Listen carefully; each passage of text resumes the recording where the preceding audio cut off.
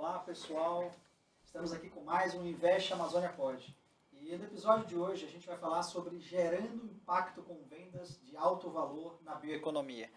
A bioeconomia é um tema que vem sendo falado amplamente, não só na Amazônia, mas também no mundo inteiro, como uma matriz econômica de desenvolvimento e principalmente atrelada aí a temas ESG.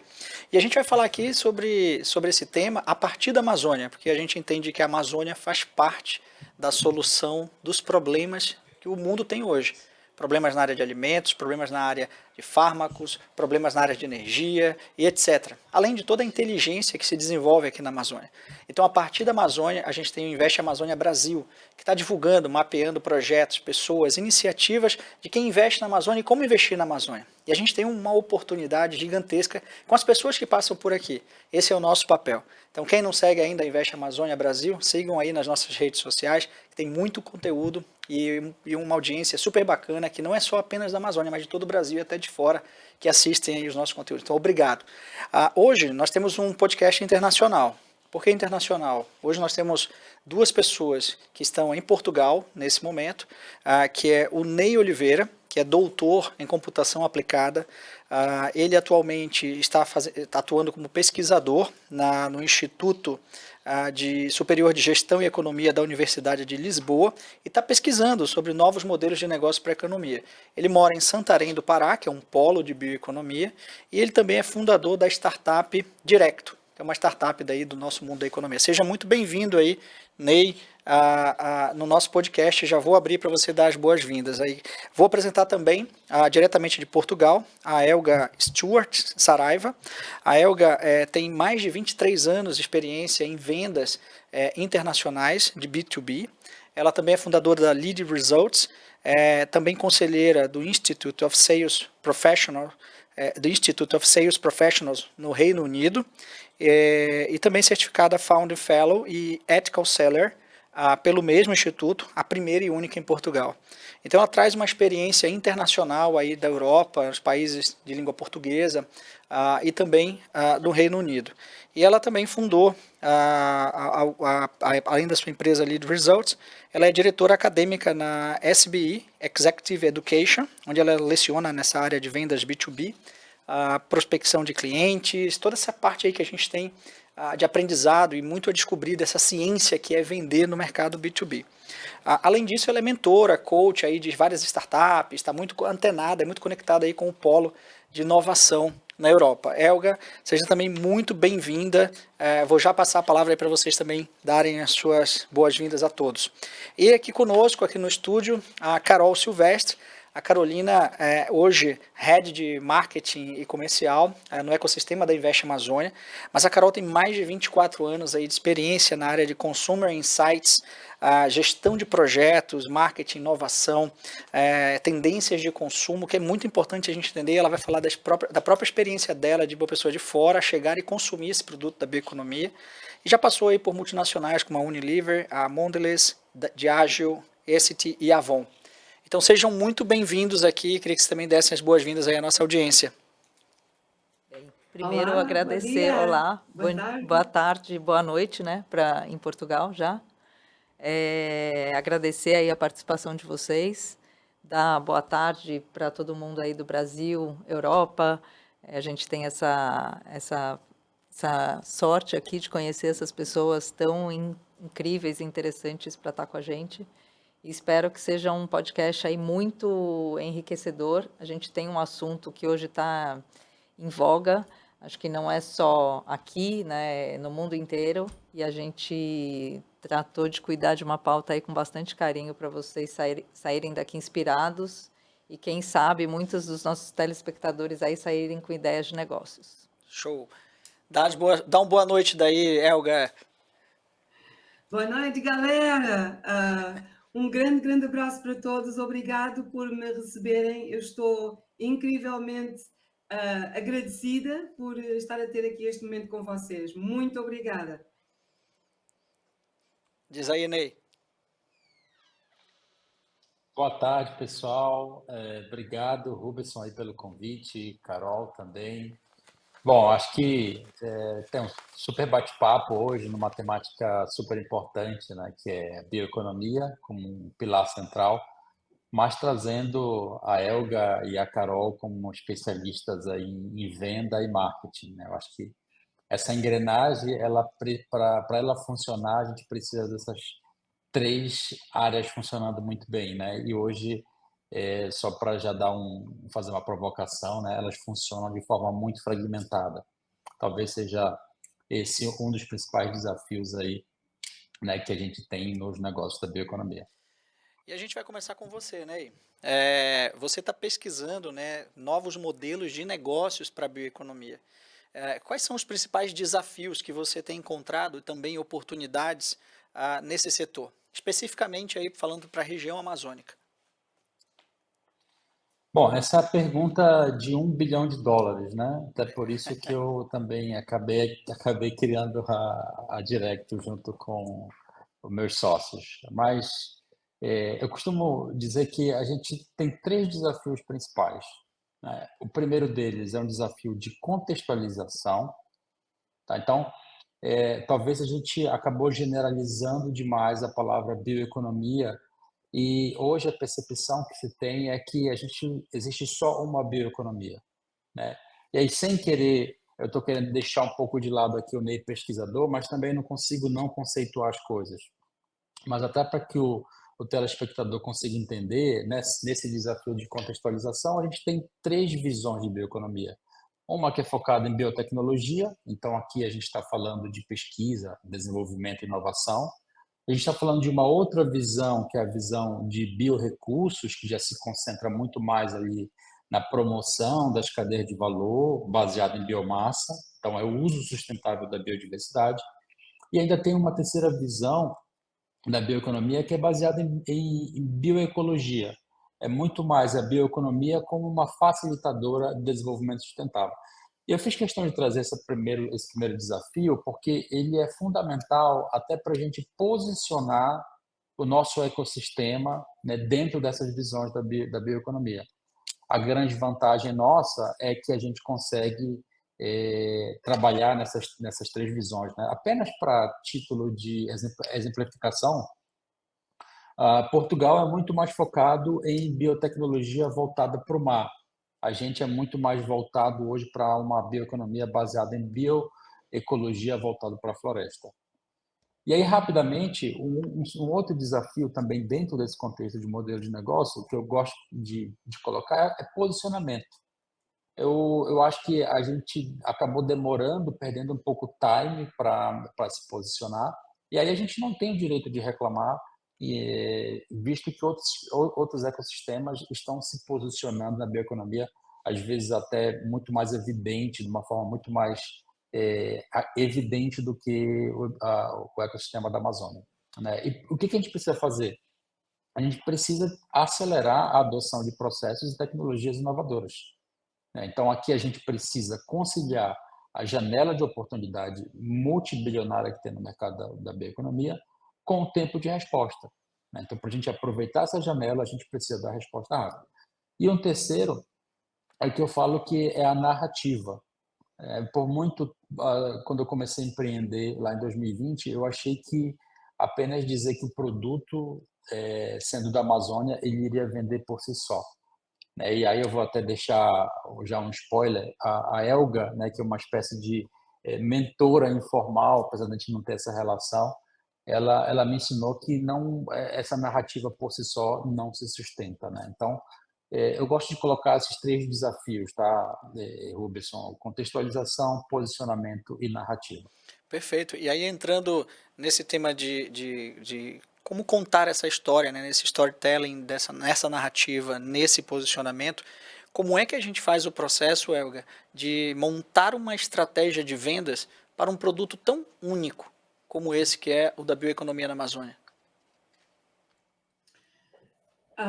Quando nós estamos a olhar para estratégias de go-to-market, e estratégicas de posicionamento comercial, nós estamos a olhar de uma forma geral, não só o contexto do nosso produto e o serviço, ok? O que é que esse produto e o serviço faz, mas o que é que esse produto e serviço faz pela nossa audiência?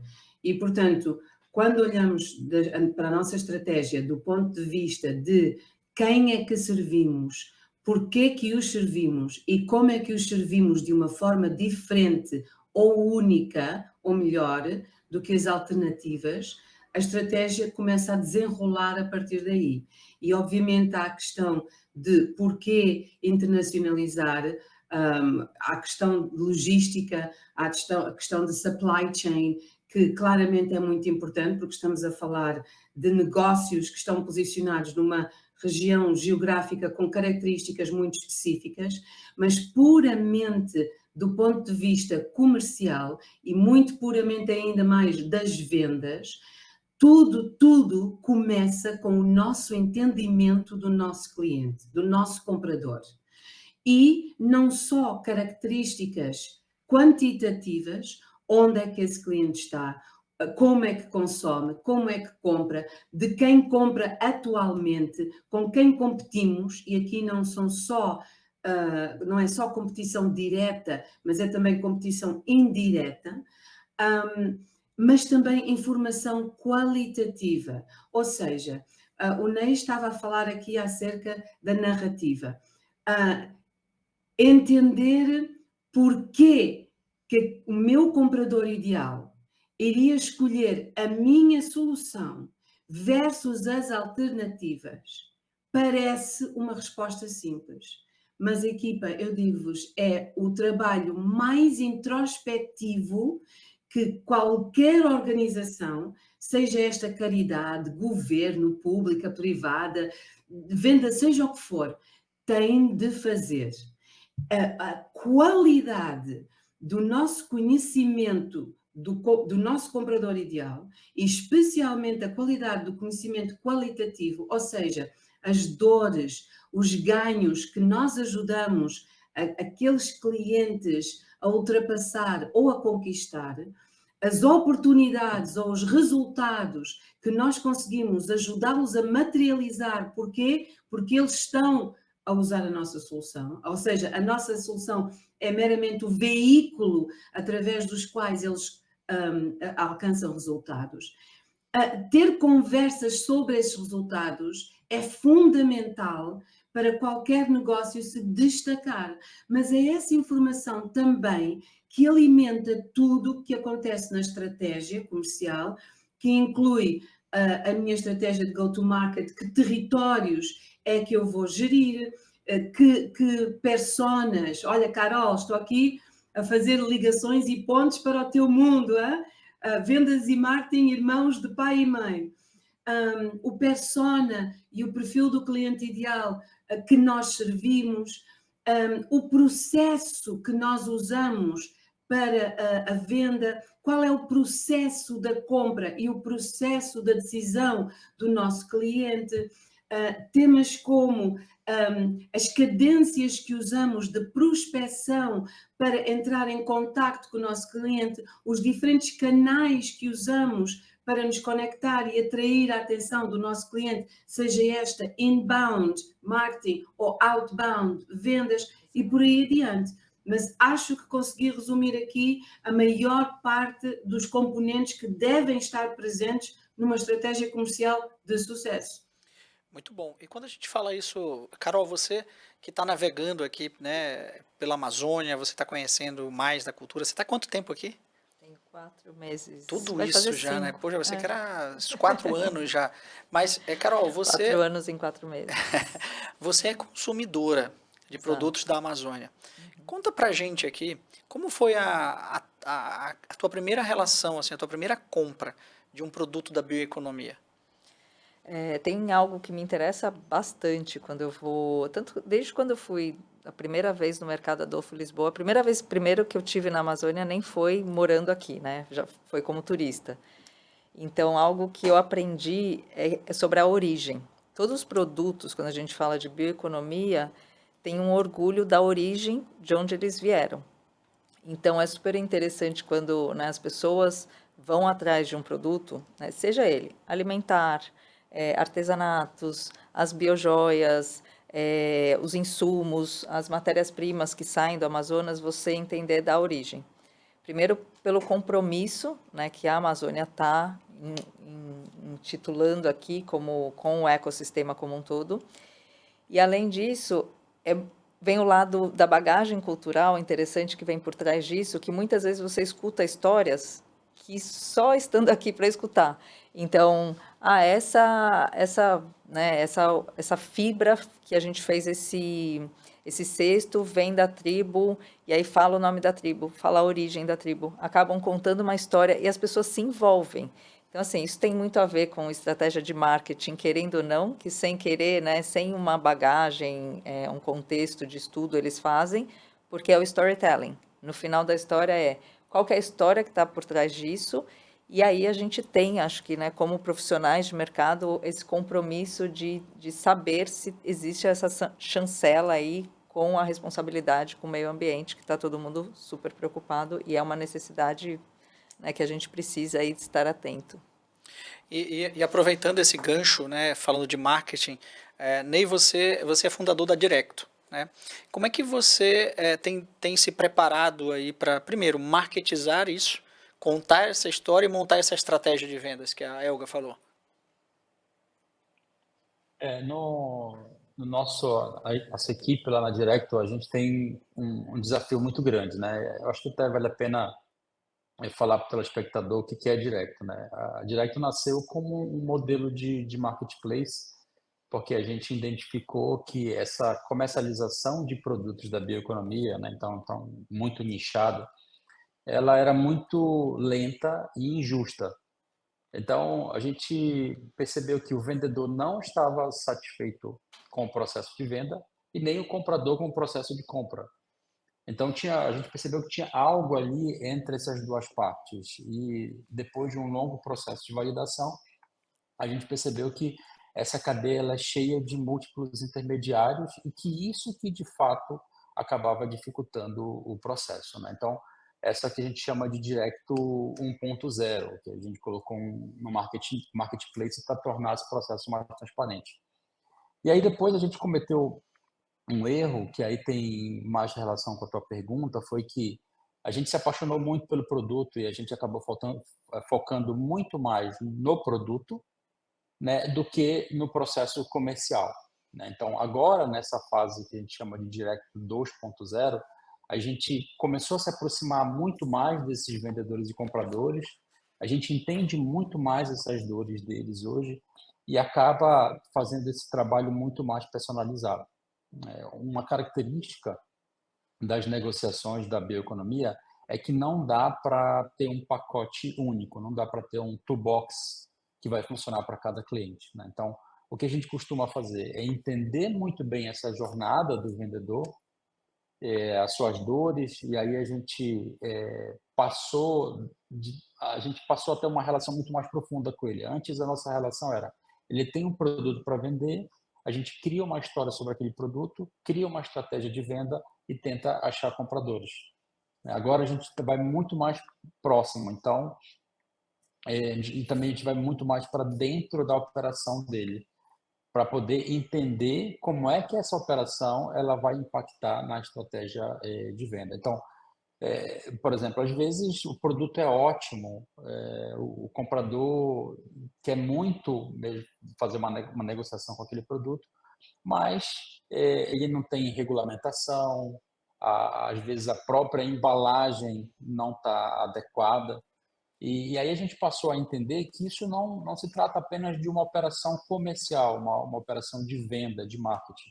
Tem outros aspectos que a gente acabou incluindo, como, por exemplo, a parte de finanças de impacto.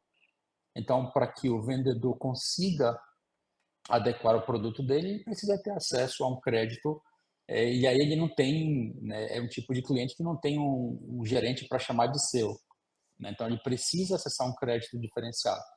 Então, esse pacote todo, né, que a Directo acaba montando hoje e que ajuda nesse processo de venda, né? Porque até então a gente tratava os nossos processos de venda, essa parte de divulgação, go-to-market, cadência, muito mais observando como as empresas tradicionais fazem. E isso não funciona para a bioeconomia, né? O ciclo de venda, ele é um ciclo muito mais longo, muito em razão do desconhecimento dos produtos da bioeconomia. A gente tem hoje o açaí, que é uma grande cadeia global, que todo mundo conhece, então é um produto fácil para vender, né? Mas, por exemplo, já o açaí liofilizado já não é um produto tão conhecido. Então, isso depende mesmo do estudo, né, de cada necessidade do cliente, para que a gente possa, como a Elga falou, identificar qual é o mercado-alvo, identificar quem são as pessoas, identificar questões comportamentais dessas pessoas, para daí a gente montar essa estratégia de venda. Então, por isso que esse ciclo ele acaba, no início, sendo um pouco mais lento. É interessante, né, Elga e Carol, pegando esse gancho, que a venda ela passa a ser consultiva, né? Ela é uma venda que você precisa, no começo, explicar muito, até chegar nos benefícios, até chegar em que aquilo é conveniente para a vida das pessoas, até chegar a ficar fácil, como olhando a trajetória aí da venda do açaí, como ficou fácil vender o açaí, mas o açaí liofilizado não ficou fácil, mas custa, se eu não me engano, uns 19 euros um sachê de açaí na Alemanha para você jogar no café. Eu não sei se tem alguém aqui que está assistindo que sabia desse produto, mas só para dar uma referência desse caminho, né, de tornar essa venda consultiva mais longa, de uma forma mais tangível e mais próxima da realidade das pessoas. E aí a gente entra no como a gente faz isso. Uma pergunta para a Elga e uma pergunta para você, Carol, que tipo de persona ou como poderia ser feito um estudo de personas, né, de toda essa cadeia, para que a gente efetivamente chegue no que é esse consumidor, tanto daqui quanto de fora. Mas eu começo essa pergunta do como que a gente poderia, Elga, como que seria essa jornada da empresa para ela transformar essa venda consultiva numa venda, numa narrativa muito mais próxima de um benefício que seja fácil de compreensão e, consequentemente, tem escala de venda. Eu provavelmente não colocaria as coisas nesse contexto necessariamente dessa forma, assim como transformar uma na outra, mas é uma jornada que começa com uma e termina na outra. O que é que eu quero dizer com isto? A venda cliente-cêntrica, ou a venda centrada no cliente. E atenção que eu não estou a falar das necessidades do cliente. Vender a necessidades está muito ultrapassado. Alright? Vender a necessidades é limitador. Vender a dores, vender a problemas, vender a novas oportunidades ou a novos resultados que nós ajudamos o nosso cliente a conquistar, essa é uma forma de vender que é exponencial, ok?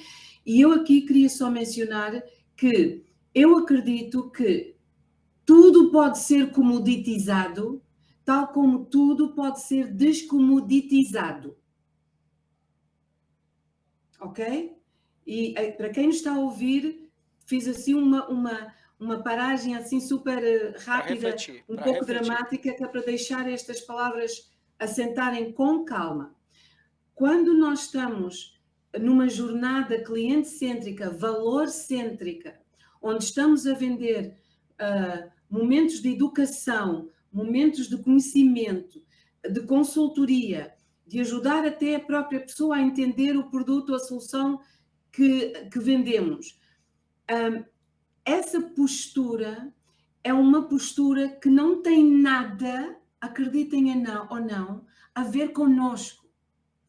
Nas etapas mais prematuras, nas etapas mais no começo da venda, muito pouco é sobre nós, ou sobre o nosso produto, ou sobre a nossa solução.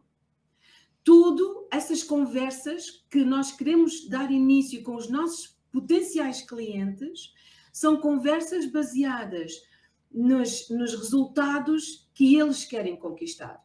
Ora, tu vais perguntar aqui à Carol como é que se investiga e se faz uma pesquisa acerca dos personas. Eu quando faço uma pesquisa bem feita dos meus personas E quando eu faço, obviamente, previamente, como preparação, o que eu vou fazer é, eu vou entender quais são os desafios que essa pessoa valoriza ultrapassar, ok? E quando eu começo uma conversa comercial, e até pode ser o contacto frio, mais frio, gelado que vocês podem imaginar, esta pessoa não me conhece, nem nunca ouviu falar da minha marca, a conversa que tem maior poder de atração é uma conversa sobre esses desafios. E essa conversa tem poder de atração porque é sobre aquilo que a outra pessoa se importa, é sobre aquilo que essa pessoa quer e não sobre aquilo que eu quero. Agora, atenção, o segredo da conversa bem-sucedida é o facto de que, sim, eu estou a falar sobre esses desafios, mas a minha conversa está sempre a apontar a minha solução ou a solução a esses desafios, está sempre a apontar para aquilo que eu vendo. Portanto, são conversas que apontam para a nossa solução, mas não são sobre a nossa solução. Ou seja, pode até ser uma conversa sobre como é que eu, empresa de farmacêutica, que estou à procura de me diferenciar da minha concorrência, incluo no meu portfólio um creme de beleza diferenciado que me permite ter certo tipo de combinação de vitaminas e é feito de uma forma sustentável XYZ. E essa resposta está num creme que contém um elemento de açaí. Mas vocês entendem, eu não estou a falar sobre o açaí. Eu estou a falar sobre aquele resultado que aquela pessoa, aquela empresa, aquele stakeholder procura. E são duas conversas, a diferença parece tão pequenina, mas é exponencial a nível de como é que me ajuda a garantir que eu consigo sair de uma postura de reagir a oportunidades, ou então estar a ter que perseguir pessoas, insistir, impingir, versus ter uma pessoa altamente engajada que quer, que deseja falar comigo. Porque eu estou a pensar e estou a posicionar a conversa sempre da perspectiva do que é importante para ela. E daí ser esta pesquisa sobre os personas ser tão importante, ser feita de uma forma eficaz. Excelente. Bem, eu concordo com o seu posicionamento aí e também como a gente aborda, né? Pesquisa é a base de tudo. Você, seja para desenvolver um produto, seja para conhecer quem é teu consumidor, seja para conhecer quem é o seu cliente, né? O vendedor mesmo, as estratégias B2B. A gente começa, né? A base de um projeto é uma pesquisa. Seja com budget, para fazer um projeto mais estabelecido, aí um planejamento mais formal de pesquisa, ou até com pouco budget. Hoje em dia, com tanta inteligência artificial à disposição, com o Google, o próprio, né, os buscadores aí de informações. Às vezes, o que a gente precisa de resposta, a gente já acha no que a gente chama de um desk research. E aí, onde que entram as personas nisso, né? Eu concordo com a Helga sobre, não é só sobre a necessidade do consumidor, existem sim muitas oportunidades, e aí ó, também aqui para o bioma, seja amazônico ou outros, né, ecossistemas, que partem de uma necessidade do consumidor. Então, aonde a gente identifica, se existir uma necessidade, você tiver uma solução, fantástico. Mas aonde que você traz já a solução para algo que ele não necessariamente está buscando. E a gente tem que ter a consciência, né, sobre os produtos, como que a gente articula em cima deles para poder falar sobre os insumos e tudo isso dentro de uma perspectiva aí de pessoas que não necessariamente sabem a origem e vão valorizar isso. Então, quando a gente estuda, né, e a gente está falando muito de uma perspectiva da Amazônia, é um estudo para entender a persona que mora aqui? Não necessariamente. Eu estou falando de a produção de um produto que pode sair desse ecossistema, mas é para o mundo, é para outras partes do Brasil e outras partes do mundo, né? A gente sabe que o potencial existe. Então, eu não necessariamente vou estudar a persona só com as características locais. É o que a gente fala, é o consumidor local, porque ele tem um olhar das necessidades e das oportunidades globais, mas vai ter ou um produto local ou uma necessidade local a ser atendida.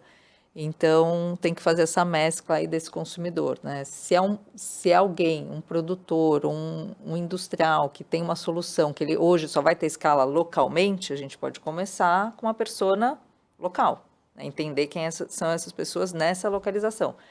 Agora, se eu tenho, né, a perspectiva, um pipeline, né, eu tenho uma gordura aí para fazer um lançamento em muito maior escala, essa persona vai ter que ser estudada em diferentes, né, localidades aí do mundo. Você sabe, me lembrei de um projeto aqui, vou contar para vocês.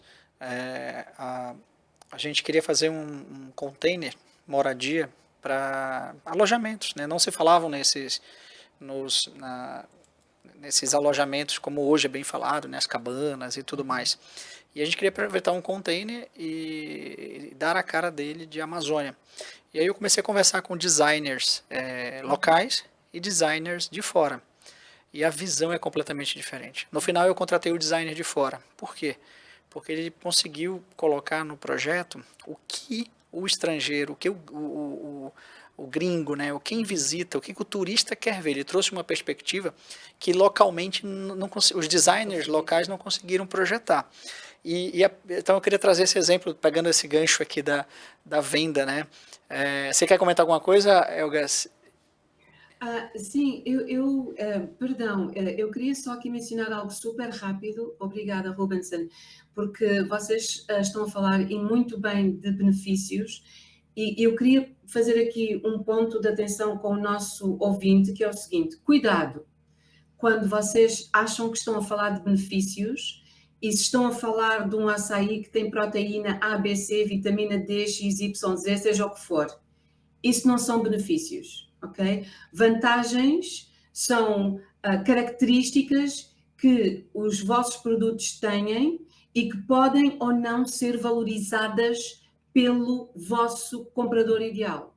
Uma vantagem que o vosso solução pode ter, ok? Porque é uma característica, pode não, se não é valorizada pelo vosso cliente ideal, não se torna num benefício para aquela pessoa.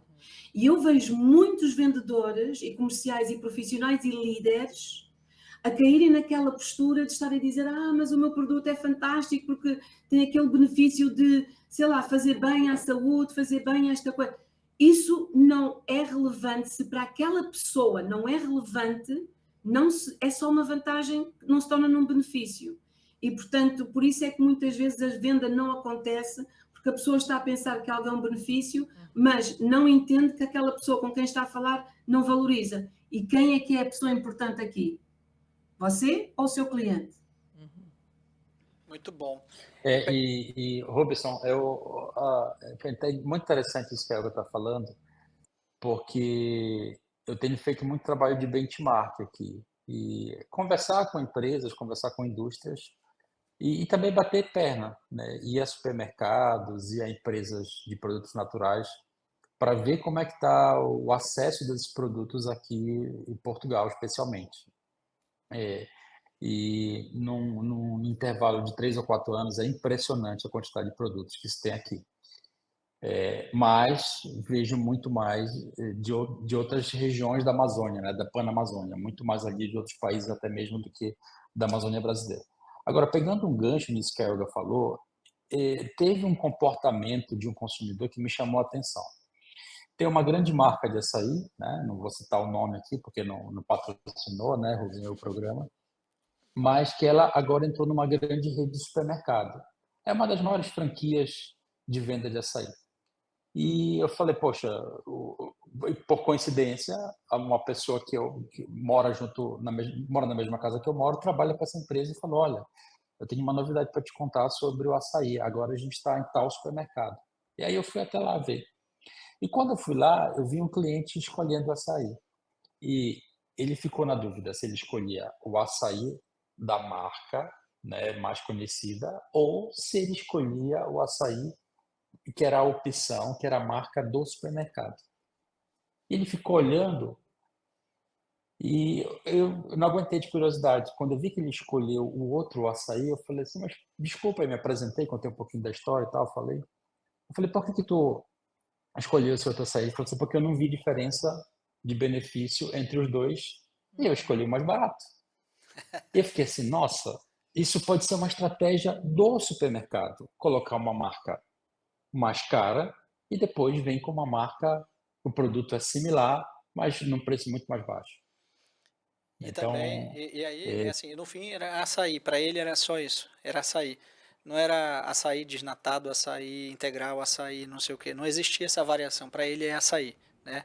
Então isso é um aprendizado, sem dúvida, para a gente entender que nem sempre o que a gente conta como vantagem é real benefício para esse consumidor. E eu queria aproveitar, fazer essa e pergunta, diga. desculpa, Rubens, só mais um ponto, eu já te devolvo a palavra, é que assim, como a gente está falando muito de desafio de venda de produtos da bioeconomia, então uma coisa que os vendedores têm que ter é que o produto dele vai estar na mesma prateleira com outros produtos. Então tem que ter muito cuidado na forma com que ele comunica essa vantagem, porque pode ter um produto lá que está comunicando de uma forma muito mais assertiva.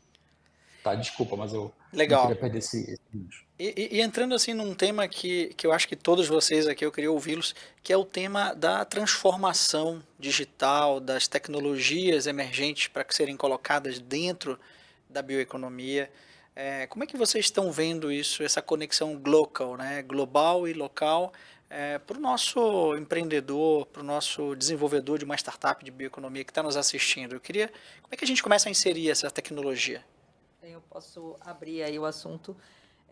Primeiro que é necessário já estar conectado com tecnologia para qualquer estratégia, seja uma estratégia de marketing, seja uma estratégia de venda, seja uma estratégia de distribuição. Quando a gente fala especificamente, né, de produtos aqui da Amazônia, a gente tem um problema logístico muito grande, né, que todos os olhos, né, estão para isso, né, hoje em dia é pauta de muitos assuntos, a Elga falou sobre isso no começo aqui do podcast. Então, como que você dá visibilidade, e quanto mais visibilidade do teu produto, em todos os meios aí, você vai ganhar apoio para essa parte também logística. E aí vem toda a parte de inteligência, né, para acelerar isso. Então, qualquer desenvolvimento, seja para chegar, né, em qualquer tipo de produto aí que a gente tem potencial ou que já está no mercado, ou que vai lançar, você usar dessas facilidades que hoje o mundo te dá é, é mandatório, né? A gente não pode deixar com que qualquer, né, assessoria que a gente fizer para qualquer pessoa que está pensando, né, nesse desenvolvimento, como que ela vai usar os meios aí para acelerar as suas estratégias, né? E aí sim, usar os bots, usar tudo que é necessário, né, dentro dos seus e-commerces, como que eu acelero a informação para chegar nesses consumidores, nos vendedores de produto. Então, a gente precisa cada vez mais estar conectado aí, né, todo tipo de indústria com AI para acelerar os negócios. AI, você falou inteligência artificial. Ney, você já está usando inteligência artificial em algum projeto? Você entende que a inteligência artificial, e traduzindo aí para o mais simples, para o nosso empreendedor, para a startup que quer saber como é que eu faço isso para ter mais produtividade, mais assertividade, melhorar minha tomada de decisão dentro do meu processo comercial, dentro do meu processo de marketing, de inovação, distribuição, etc. Como é que você vê isso aí? Olha, sem dúvida, a democratização do acesso aos algoritmos, aos chats, às ferramentas de IA, elas vieram para ficar, né? Hoje, qualquer pessoa, pode dizer, qualquer pessoa consegue utilizar. Agora, isso não é sinônimo de que vai melhorar o negócio, né? Tem que ter muito cuidado. Porque uma coisa é, se você tem processos definidos, e a partir do momento em que você tem processos definidos, processos estruturados, você traz tecnologia como a IA para acelerar esses negócios, certamente o negócio vai ter um ganho. Agora, o que eu percebo é que muita gente entra na narrativa de que a IA por si só ela vai resolver boa parte dos problemas. Eu costumo dizer, vou até pegar uma palavra que a Carol usou, que para mim ela é fundamental. A IA, e não só a IA, né? Hoje a gente está falando de IA, há 2 anos atrás a gente estava falando de blockchain, há 1 ano e meio atrás a gente estava falando de metaverso, e certamente daqui a 1 ano e meio a gente vai estar falando de uma outra trend tecnológica.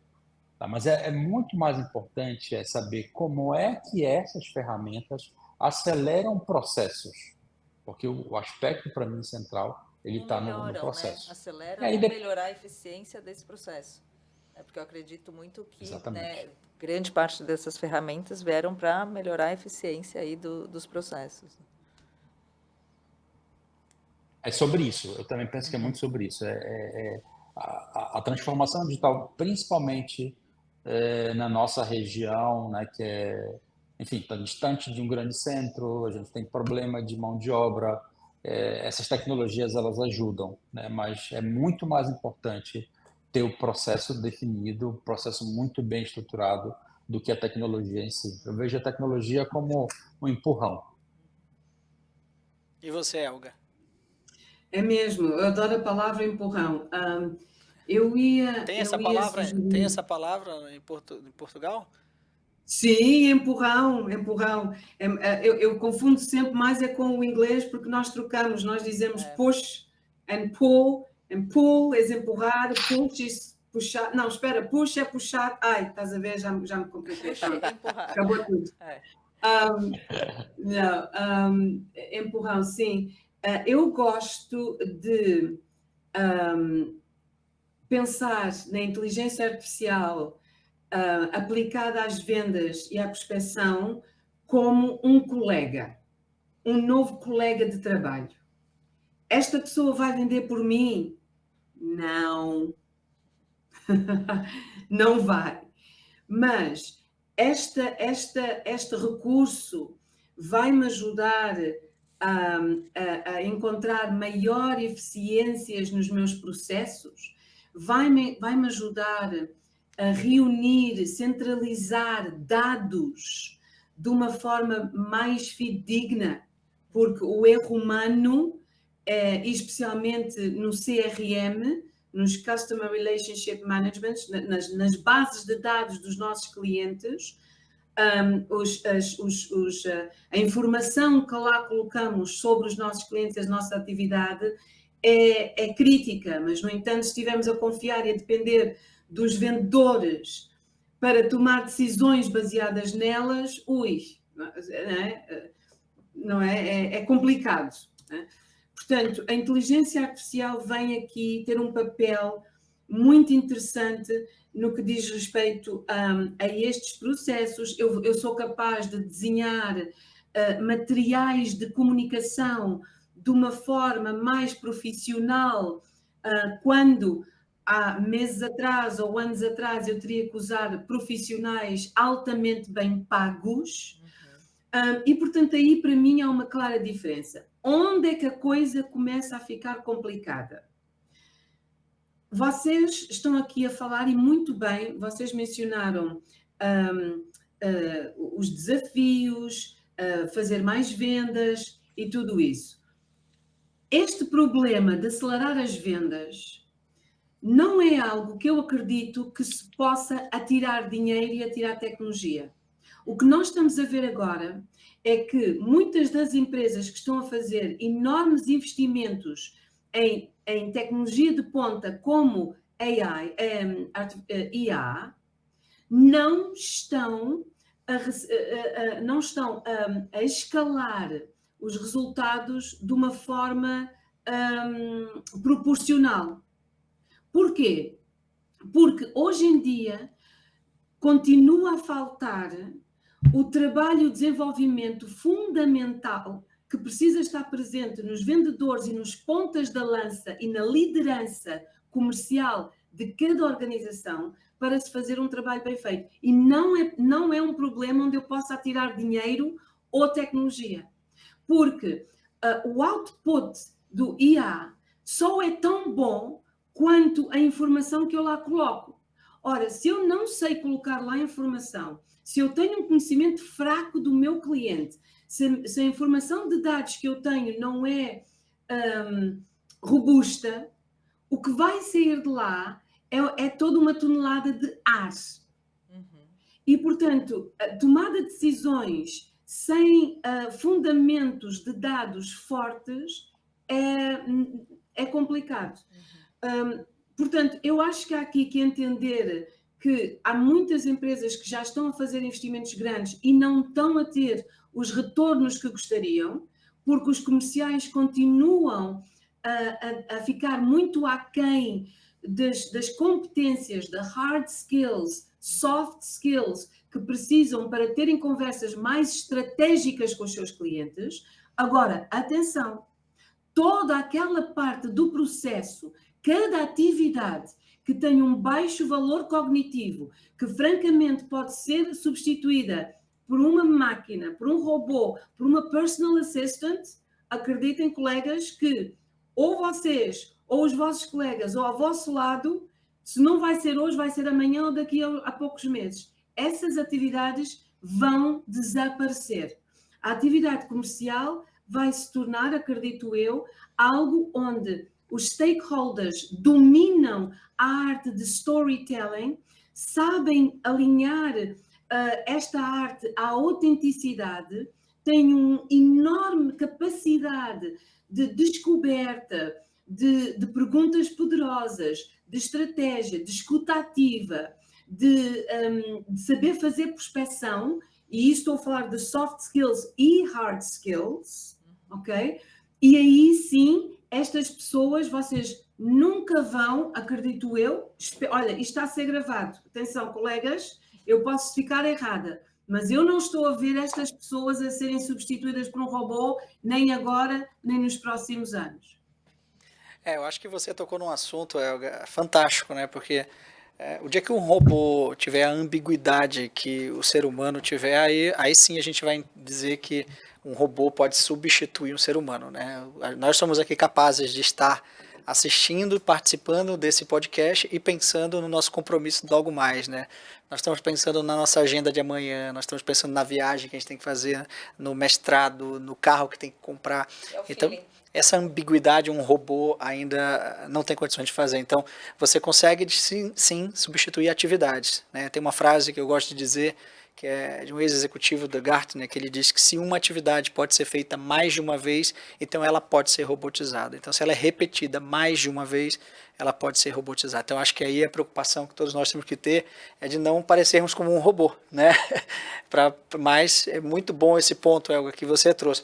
A gente está chegando aqui já, assim, quase nos finalmente, e tem muito assunto. Eu queria trazer aqui uma pergunta para vocês, que é uma pergunta que fique, né, de um resumo, né, e que fique aqui na cabeça da nossa audiência, até porque esse vídeo vai ficar para a eternidade, com esses pontos, com esse conhecimento que está sendo colocado aqui, que é quais são as expectativas, né, que vocês têm olhando a questões de futuro da nossa bioeconomia, relacionados à educação, relacionados à dificuldade, pegando o gancho da Directo, né, que é um exemplo de uma startup da bioeconomia, que tem que lidar com questões regulatórias, como é que estão os apoios, né, dos governos para a bioeconomia, quais são as áreas que vocês entendem que são cruciais para esse futuro, para que a bioeconomia cresça, para que a gente possa escalar em vendas, para que esse ecossistema se desenvolva. Queria ouvir um pouco dessas expectativas, uma pergunta geral, colocando aí para vocês. Tem um lado de experiência prática de quem está, o Ney e a Carol, eu, né, todos nós aqui estamos ouvindo. Tem uma questão estratégica, super estratégica que a Helga está trazendo, mas queria que vocês colocassem essas expectativas aí como uma mensagem, resumo do que a gente tem falado aqui.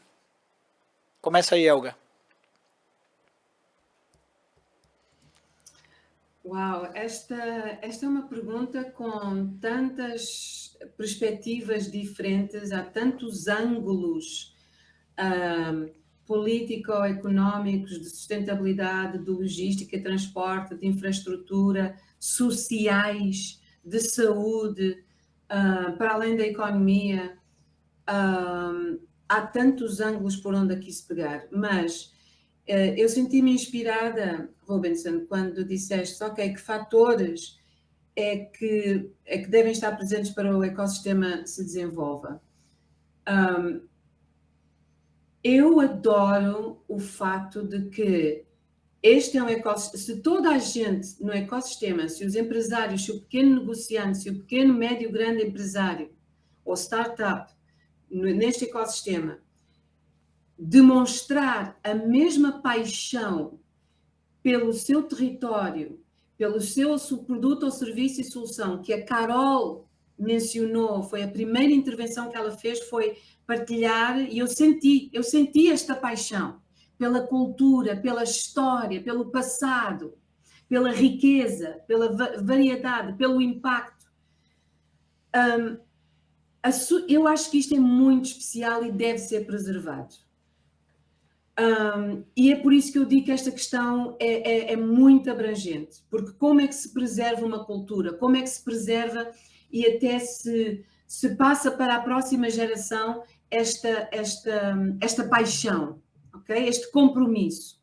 Portanto, colocando-se estas questões de lado e assumindo que isto estará sempre presente, que eu espero que esteja, eu acredito que quando nós olhamos para o futuro de economias que podem até ser um pouco mais frágeis ou mais embrionárias, não é? Ou com menos experiência nos palcos internacionais e nos mercados mais sofisticados, o compromisso de empoderar empresários, pontas da lança, consultores, professores, estudantes, com a arte e a ciência de vender, mas moderna, de transicionarem a forma como posicionam estes produtos, baseados no produto, mas sim em valor.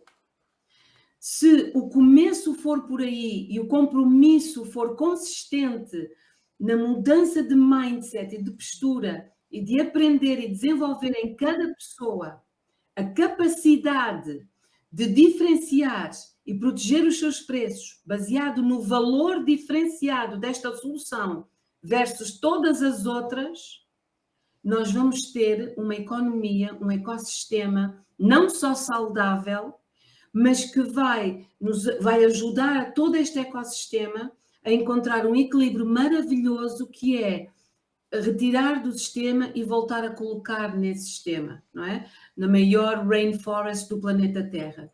E, acima de tudo, alimentar e fomentar a subsistência e a sustentabilidade futura de milhares e de milhões de pessoas e famílias. Portanto, trabalhar essa competência da venda, valorizar a venda é crítico. E não pode ser só, ok, vamos aprender quando é conveniente, quando não der certo. Isto é o tipo de aprendizagem que já devia estar nas escolas hoje. Exato. Pronto, entramos aqui numa questão da qual eu me apaixono. Educação, você está falando de uma coisa que é educação, de cultura, de resultado, vender uma arte, uma ciência. Educação, formação, desenvolvimento de competências, mas, Rubensson, mais uma vez, é muito fácil as pessoas ou cair naquela armadilha de eu vou fazer porque quero, e não procurar, ou não valorizar, ou não priorizar este tipo de formação e autoconfiança. Porquê? Porque a pessoa está muito ocupada a tentar vender. E é um ciclo vicioso. E a pessoa nunca sai de lá. E nunca faz melhor. Perfeito. Concordo. Até pegando o gancho, acho que dando só um passo atrás, porque quando a gente fala de tendências, todo mundo pensa já no futuro. Essa tendência, em quanto tempo isso vai acontecer? E às vezes uma tendência já está, né? É o que já está acontecendo e a gente já tem que ficar atento para a próxima. Então tem que tomar muito cuidado quando a gente pensa nas tendências, porque não necessariamente é algo que está lá na frente, né? Tem os que a gente chama, né, conceitualmente dos foresights, né, que aí já são os sinais aí do que já está muito mais lá na frente. Mas falando, né, eu até anotei alguns pontos aqui que eu acredito que é para já. Assim, a gente pode falar como uma tendência, mas já, né, quando a gente pensa sobre isso, é o que já está acontecendo. Não dá para falar sobre negócios de bioeconomia sem pensar numa responsabilidade ambiental. não dá mais para pensar, não falar sobre isso e não ter uma abordagem sobre isso quando a gente, né, se apropria até do termo de bionegócio, bioeconomia. E outra coisa, né, que eu acho que tem muito a ver aí com o que a Elga trouxe aqui também, né, dessa paixão, que é a valorização da biodiversidade e da cultura, né, dos conhecimentos tradicionais. Então, como que a gente traz isso, né, para dentro da bioeconomia? Seja dos povos originários, seja do próprio conhecimento que está intrínseco ali, que muita gente não sabe. Então, assim, como dar voz para isso? Isso é uma tendência necessária, latente, que a gente precisa colocar aí dentro desse ecossistema de quem trabalha com bionegócios. E, não menos importante, quando a gente pensa em economia circular. Então, assim, existem produtos, né, que hoje já são posicionados para a economia circular e produtos que são feitos a partir de recicláveis mesmo. Isso também está embutido na economia circular, né, de algo que já foi utilizado, reutilizado e como que a gente posiciona e usa. E eu adorei também que você fechou aí a sua fala trazendo a educação, porque aí tem muito treinamento, oportunidade aí para o ecossistema sobre treinamento, cursos necessários, né, para a gente dar mais voz para pessoas e mais conhecimento aí para as pessoas que precisam disso para desenvolver os seus produtos. E aí, Ney, ficou com você suas expectativas aí? Fechamento, Ney. Assim, a Elga explorou muito bem, né, essa competência das vendas que a gente precisa de fato explorar, né? E aqui a gente, por diversos momentos, nós falamos sobre competência de vendas para setores comerciais, para venda de produtos, né? Mas a venda, o poder de vender, ele vai muito além disso, né? Então, uma coisa assim que é minha expectativa, e aí vem muito mais da relação, né, que eu tenho com a região, é que a minha expectativa é que, primeiro, que haja um cessar-fogo dos setores, né? Eu acho que isso prejudica muito a bioeconomia. A determinado setor diz que o outro setor não é da bioeconomia porque faz isso, faz aquilo, enfim, sem entrar muito em detalhes, né? E aí eu volto lá do início da minha primeira fala. Por isso que é importante a gente trabalhar essa parte da educação, conceituando o que é bioeconomia, né? A visão de bioeconomia de Portugal é diferente da Alemanha, que é diferente do Brasil, que é diferente da África do Sul, que é diferente da Costa Rica. Completamente. São modelos completamente diferentes. Tá? Então, eu acho que minha primeira expectativa é essa, né? Eu vejo muito fogo cruzado de discurso. Eu acho que isso não ajuda, né, a região, não ajuda a gente a resolver os problemas que a gente tem para resolver.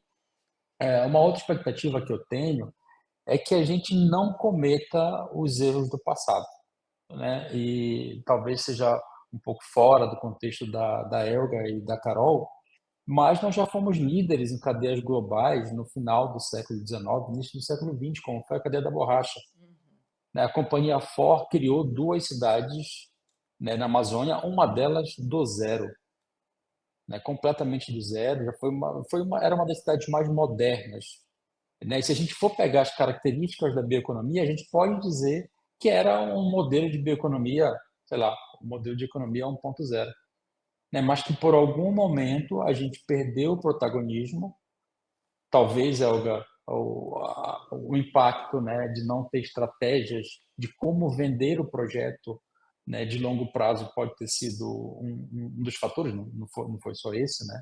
Mas eu acho que se a gente aprender com os erros do passado, a gente já vai estar trilhando um bom caminho.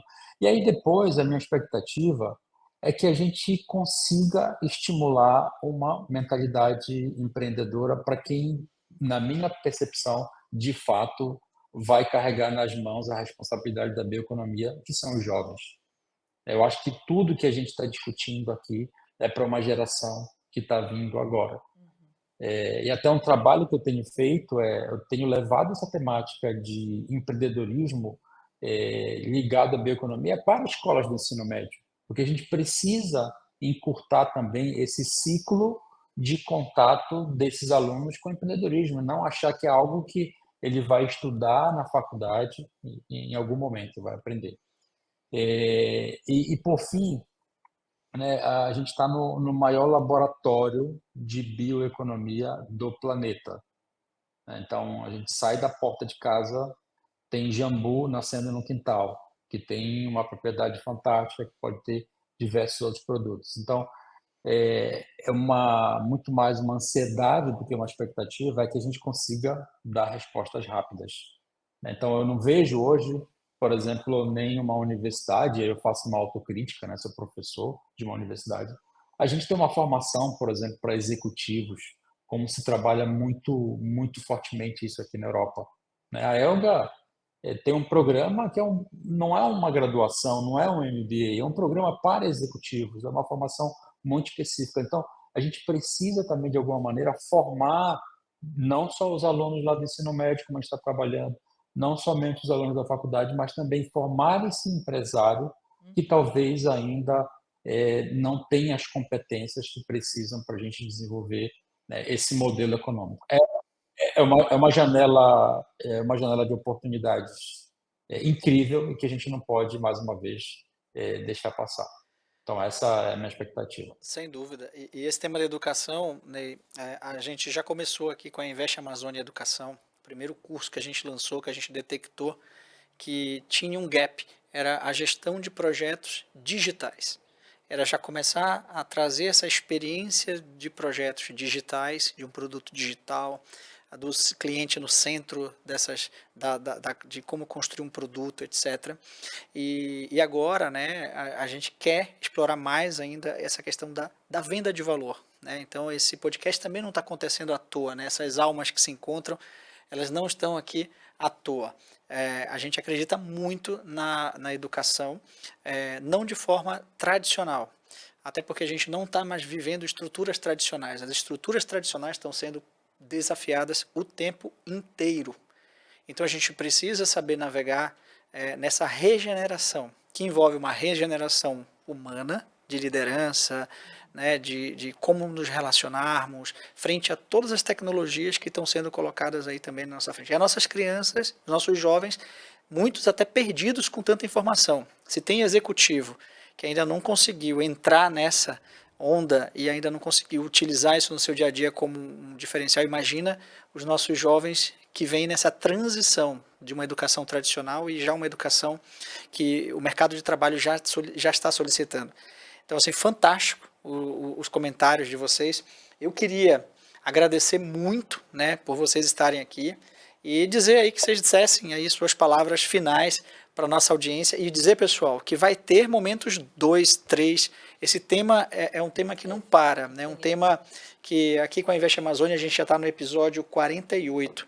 Me atrevo a dizer que é um dos veículos de comunicação que mais está falando sobre investir na Amazônia, temas variados, cultura, negócios, inovação, startups, e a gente está tentando trazer, realmente fazer algo como um game changer, ou seja, a gente quer realmente ver o relógio mudar, o ponteiro do negócio mudar, e os insights que são colocados aqui são valiosíssimos. Então, parabéns, já fica aqui, né, meu agradecimento, aqui a participação, mas queria também que vocês dessem as palavras finais aí à nossa audiência. Quer começar em Portugal? Elga, por favor. Por favor, você começa. Eu queria só dizer aqui, talvez partilhar com vocês que ser empresário, para mim, é uma profissão muito solitária. É uma inclinação, é uma dedicação, é um compromisso, é uma paixão. Tudo isso enrolado numa pessoa maravilhosa, homem, mulher, jovem, que tem um sonho, que tem um projeto, que quer sustentar a si, uma família, que gera emprego, que está a contribuir para a sustentabilidade do planeta, não é? Estamos aqui a falar de projetos de impacto social e ecológico sustentáveis e positivos. Mas é uma pessoa que no meio de tanta gente, muitas vezes se sente sozinha. E busca respostas que muitas vezes, até quando chegam, o confundem.